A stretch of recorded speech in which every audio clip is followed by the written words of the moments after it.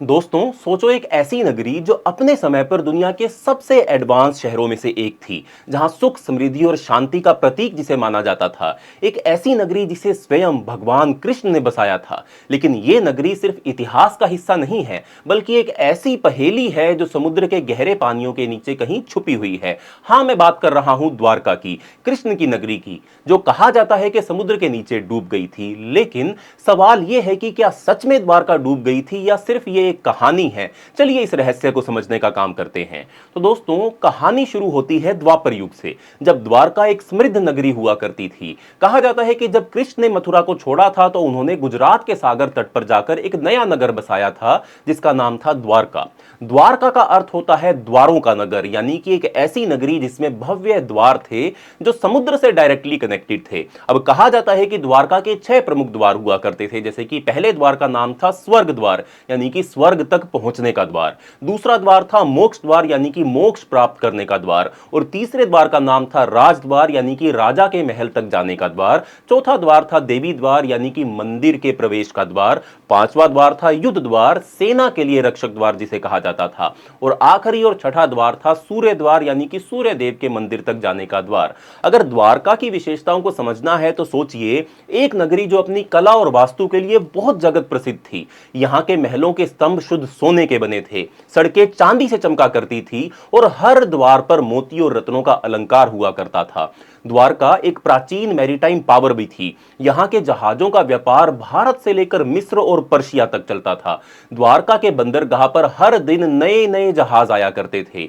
कृष्ण के राज्य में प्रजा भी खुश थी और अन्य राज्य भी द्वारका के सामने शीश झुकाने का काम करते थे। लेकिन फिर आई वो रात जो द्वारका के इतिहास को हमेशा के लिए बदल कर रख देगी। जब यादव वंश के राजकुमारों के बीच युद्ध हुआ तो कृष्ण ने महाप्रयाण का निर्देश दिया। कहा जाता है कि कृष्ण ने अपनी अंतिम सांस प्रभास क्षेत्र में ली थी, जहां उन्हें एक शिकारी ने गलती से तीर मार दिया था। कृष्ण के महाप्रयाण के तुरंत बाद समुद्र अपनी हद पार करने लगा।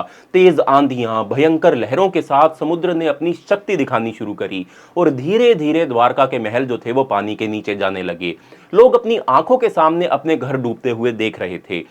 कृष्ण की इस पवित्र नगरी को समुद्र अपनी गहराइयों में ले रहा था। एक के बाद एक सड़कें डूबने लगी, मंदिर धंसने लगे और कुछ ही घंटों में द्वारका समुद्र के नीचे समा गई।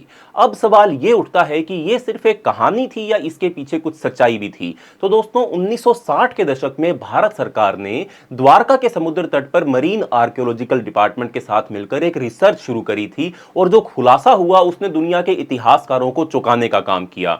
समुद्र के नीचे शुद्ध पत्थरों की सड़कें मिली, भव्य स्तंभ और दीवारें मिली, शिलालेख मिले जिन पर प्राचीन ब्राह्मी लिपि लिखी थी, ऑर्नामेंट्स और मूर्तियां मिली जो 3000 साल से भी पुरानी थी। जब कार्बन डेटिंग करी गई तो पता चला कि ये सभी अवशेष 1500 बीसी के हैं, मतलब द्वापर युग के समय के हैं। पर अब यह सवाल भी उठता है कि द्वारका के डूबने का कारण क्या था, जिसे समझाने का काम बहुत सी साइंटिफिक थ्योरीज करती हैं। जैसे कि पहली थ्योरी है टेक्टोनिक एक्टिविटी। द्वारका के नीचे एक मेजर टेक्टोनिक फोल्ट लाइन है, जिसकी वजह से मे बी अर्थक्वेक आया होगा जो सिटी के डूबने का कारण बना होगा। एक और थ्योरी है सुनामी थ्योरी। कुछ वैज्ञानिक मानते हैं कि समुद्र में आई विशाल सुनामी ने द्वारका को पानी के नीचे धकेल दिया होगा। तीसरी थ्योरी है राइजिंग सी लेवल थ्योरी। कुछ शोधकर्ता मानते हैं कि समुद्र के पानी का लेवल जो था वो धीरे धीरे बढ़ने लगा, जिसके कारण द्वारका डूब गया। एक माइथोलॉजिकल एंगल भी है। कहा जाता है कि कृष्ण ने स्वयं समुद्र देव से कहा था कि जब उनका काल पूरा हो जाए तो समुद्र द्वारका को अपनी गहराइयों में समाने का काम करे। पर क्या द्वारका सच में डूब गई थी? साइंटिफिक एविडेंस तो यही कहते हैं कि द्वारका एक ऐतिहासिक तथ्य थी, लेकिन जो रहस्य द्वारका के डूबने के पीछे छुपा है वो आज भी एक अनसोल्व्ड मिस्ट्री है।